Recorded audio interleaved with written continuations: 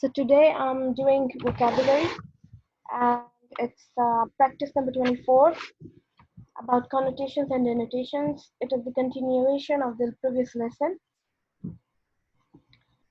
and let's begin with the definition of denotation and connotation in case you forgot. So the first thing is that the denotation of a word is its exact meaning as in the dictionary. Example, the denotation of skinny is very thin. But the connotation of a word is an added meaning that suggests something positive or negative. For example, negative skinny suggests too thin, and it is taken in a negative way. Skinny has a negative connotation, but positive, slender. We do not use skinny. Slender suggests attractively thin, so slender has a positive connotation. Although both of the words have the same relatable meanings, but since their connotations are different, one is taken in a negative way and the other in a positive way. So let's begin. You remember this, right?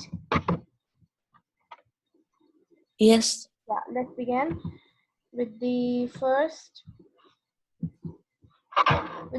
page.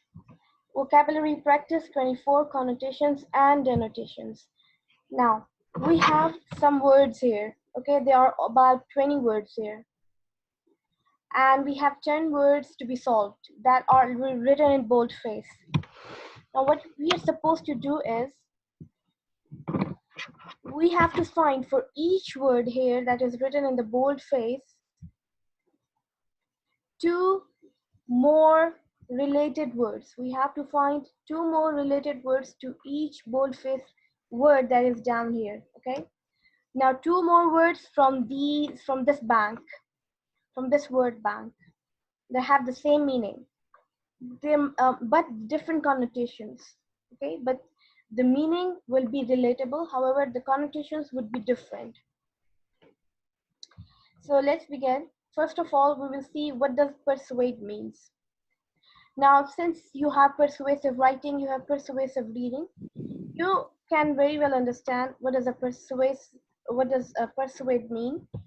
Persuade is a verb, and it means to convince somebody. It means to convince someone, which means turning a no into a yes. Okay. Now, since there's not much time for the explanation of each word that is in the word bank, and you don't even need to, because there are many, and you're supposed to understand only 10 words here in each lesson. So I will give you the words that are having the same or relatable meanings. But you have to remember or memorize them later as a kind of synonym. They can be called synonym. I will tell you why, because synonyms are words that can be easily and effortlessly replaced with each other. But they are words that have relatable meaning with different connotations. So sometimes, because of connotations, we cannot really replace them with each other. We cannot substitute them. So we do not. I don't call them synonyms. Okay, so to persuade means, as I told you, turning no into yes, or convince someone. If someone's not ready, if someone is having a different or a contradicting point of view, how can you convince him, or how can you bring him back to your own terms? So here are two words that have the same meaning, that is coax and impel. When you coax somebody, you are actually convincing that person. It goes the same with impel. Impel means when you ignite something in somebody so that or when you urge someone to do something, and but sometimes it is taken in a negative way. Sometimes it is taken in a negative way, it has negative connotation. If you're impelling someone to do something, you are doing it by a little in a little negative way, or you can say by force. But if you coax someone or if you persuade someone, you are doing it, you are convincing them through facts, through examples, through opinions. Okay, so that is coax and impel. Now the second thing that we have to do is to use one of the words that we have written here in a sentence. So how can we use one of those words in a sentence? I have used coax to be used in a sentence. So the sentence is, I coaxed my parents into watching movie with me. I convinced them or I persuaded them to watch movie with me. Is it clear? Yes, miss. Okay, I'll move to the next one, which is subtle. Okay, now subtle means making fine distinctions in meaning. Subtle usually means something that is very fine, delicate, okay, or indirect, which is not straightforward, which is not so sharp, which is not very pinching. Subtle is something that is really fine and indirect, and you can hardly notice. You can hardly notice it, okay? So it is very refined thing, something that is like, for example, here's the picture. What are other words for subtle? One pigeon is asking the other, and he says, delicate, fine, shrewd, insidious, artful, elusive, cunning, craft, sly, wily. Okay, so even cunning is somebody who's subtle. A clever person is a subtle person because he can make fine distinctions in meaning. Okay, so to make fine distinctions in meaning is subtle. Now the words that are here, you can see from the 20 words, one of them is clearly clever here in the first column. Yes. So it is And clever indirect. and indirect. Yes, it is clever and indirect. And here is the sentence that I made using indirect. It would be difficult to overestimate new laws' indirect consequences. It would be difficult to overestimate new laws' indirect consequences. But subtle is used in a very positive way. Clever is used in a negative way. If we say something is subtle, we mean that it is very fine. It has been made with clear distinctions in meaning, very fine distinctions in meaning. But when we say clever, it means somebody who is also straightforward, who is also smart, and has made distinction in meaning, but in a very, in not very, but in a slightly negative way. Like somebody clever is somebody uh, too smart to, to be understood. So that's clever. And indirect is really bland. It is completely a word that is neutral. It is a neutral word. Next is indifferent. Now, indifferent is somebody who is showing no partiality, unbiased, or preference. An indifferent person is a person who doesn't change, who is not affected by anything, who doesn't care, okay, who does not care at all. So, and you might have seen such people in life who are totally indifferent, no matter what happens around, no matter what you say to them, no matter what is going on in their life, they just stay like like a blank person. They just don't show any of their opinion or their perspective. They do not have any role in the society. Okay, so this is a picture that I will make you understand from. So here there's a man who is shouting, who is like speaking loudly, but this woman still remains like indifferent. She remains indifferent. She shows nothing. Get it? And sometimes indifferent Yes. people are very poisonous. You can say they are very poisonous to the society, because it is said that bad people are better than indifferent people. At least bad people have some personality. At least they show some of their points, at least either good or bad, but they have something to say. but indifferent people are worst, even. So they are worse than bad people because they have no role in the society. Here we have two words that they are very relatable to indifferent, which are apathetic and unresponsive. Apathetic and unresponsive. Now here apathetic only has a bit negative meaning. Indifferent and unresponsive are almost pretty much same. So I can't really say if they are positive or they are neutral, but they are pretty much same. You can either take them in a positive way, depending on the context, or in a neutral way. But apathetic is sometimes taken in a negative way. So here is the sentence I made. He was totally unresponsive to the needs of the majority of population. So he was totally unresponsive means he was totally indifferent. He had no preference for the people. Let's move to the next one, which is for number 4, and it is ambitious. Now, ambitious is an adjective. Indifferent was also an adjective. Ambitious is somebody who is striving, who is desirous or eager for something. An ambitious person is one who wants to achieve his goal, his or her goal.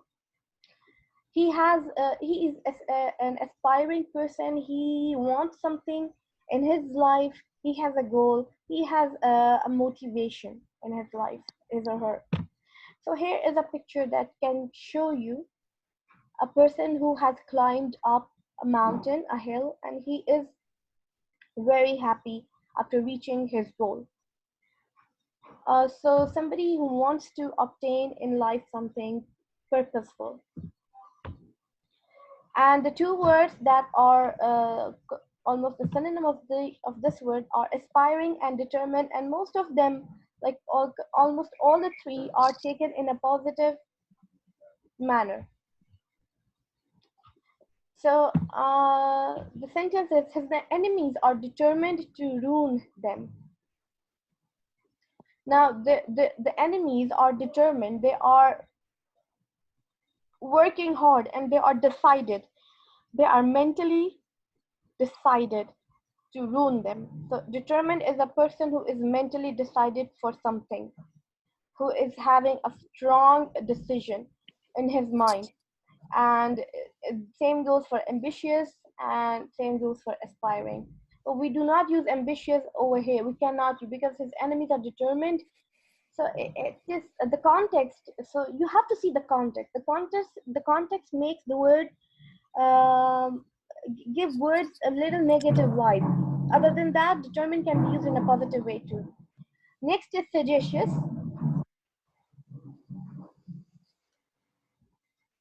Sagacious is somebody having or showing sound judgment or keen perception. So anybody who is sagacious is someone who can make good judgment, who is wise, okay, who can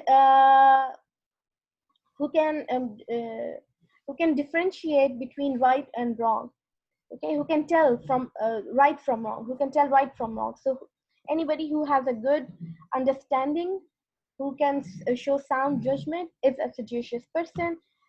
So here you can see a person thinking, he is wise, he can. So if you think of a good idea, you are wise, and you are thinking deeply about something, you are trying to be, you're trying to remain unbiased, and you ponder over something, it means you are into making sound judgments, okay, or it is your keen perception, or you are sagacious. So the words are sensible and discriminating. Now, one thing that has to be remembered here is that a discriminating person, a sensible person, or a sagacious person is always unbiased, is always unbiased. He doesn't have a favorite opinion, or he is not supporting one because of something personal, okay? He's not like if there are two ideas, he's not supporting one idea because he's having some personal kind of relation to that thing, to that idea. So he support no. A sagacious person is always neutral. He thinks being neutral and unbiased. He does not take sides. Okay, so he keeps himself out of the situation and then sees the situation and then gives judgment. Only in this way he can be a sagacious person. So here is the sentence. It might be sensible to get a lawyer. It might be sagacious to get a lawyer. It is sensible, like it is wise. It is a simple sentence, by the way, very simple. Now, next word is impugn. Impugn is to oppose or attack by argument or criticism. But this impugn is very negative. Okay, it is taken in a very negative manner. Why? Because the connotation is very negative. Because when you impugn somebody, you actually accuse them of something wrong. Okay, which they have not done. So when you oppose or attack somebody through your argument, or when you try to accuse that person in a wrong way, you try to attack that person verbally, you impugn. Here is the picture that shows it. So somebody tries to accuse or challenge someone else because of, Ayla, can you hear me? Yes, yes. Okay, because I'm afraid I might lose the internet connections. That's why I'm just making sure. Okay, so impugn Okay. is to attack somebody verbally or to criticize someone to that level of negativity, to the next level of negativity. So that's impugn. Two other words that we can use in the same way is denounce or challenge. But challenge is used mostly in a positive way. When you challenge somebody, you challenge them to do something, to do a task, but not to criticize them, not to attack. Okay. Uh, so denounce and impugn are relatively negative words, but challenge is taken in positive way. So I have made a sentence using challenge. He left a note at the scene of the crime challenging detectives to catch him. So he's challenging them.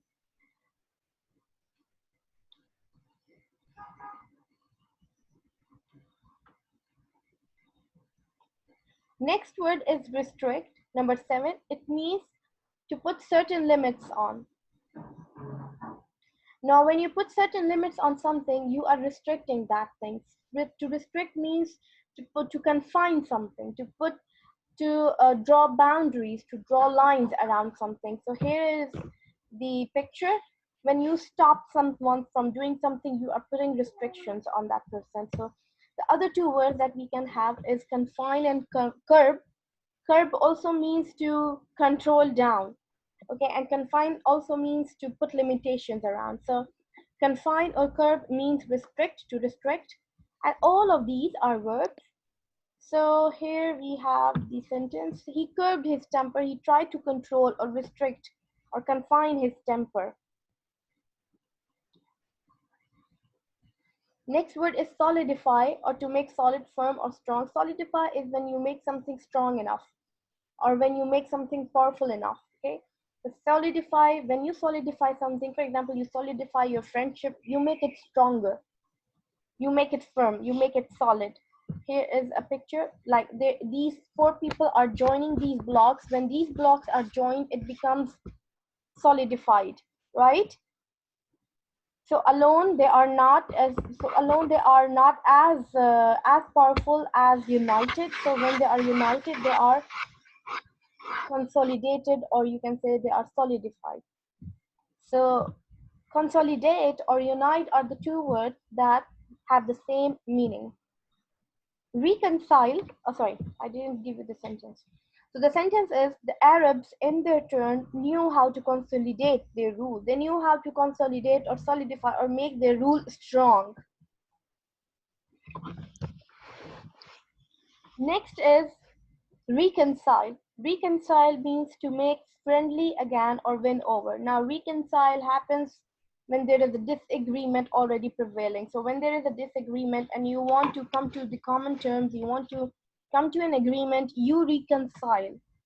So coming back to agreement or making someone agree, you can't say agree, just kind of being friends again.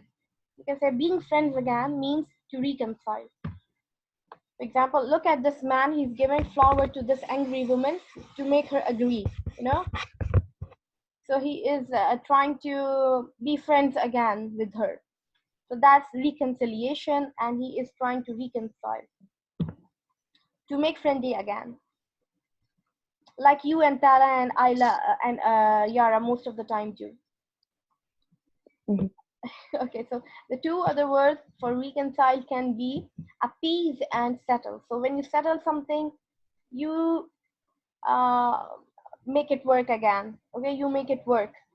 So when you settle Mhm. something, you make it work, you agree to it, or like you make people agree to it. You solve a problem, you solve a dispute. Okay, so you bring disagreements to agreements on an issue. And same goes with appease. It is a sentence, they try to settle their dispute by negotiation. Next, we have the last word, which is number 10, pursue. Pursue means to follow, to stalk, or to seek. To follow in order to overtake, or to strive for, or to fall, or to stalk. Okay, so here we have, when you follow your dreams, you're pursuing them. It means seek or stalk. Okay, when you stalk somebody, you follow them, you are pursuing. But stalk is taken in a negative way. Stalk is taken in a negative way because it means to chase someone, to keep running after something, to know what it is doing, what is happening, and you know, to stay updated about something. But seek and pursue are taken in a very positive manner. So stalk is a little negative, and he stalks his victims like a hunter after deer. So here you can see the negativity and the positivity. When you follow your dreams, you're pursuing your dream, you're not stalking your dreams. But when you chase someone or runs after the other thing, you are actually stalking that person. You are finding details about that person. Sometimes you stalk people's profiles on Facebook, on Instagram. What you're doing, you're trying to find details. You're seeing what their people are up to. So that's it. So that's the end of the lesson, Ayla. Thank you, Miss. I hope you understood it. Okay. Yes, yes. Yeah. Okay. So please solve it in the book. You can even watch the video later and write them down in the book. Okay. So see you Okay. tomorrow. Thank you. Bye.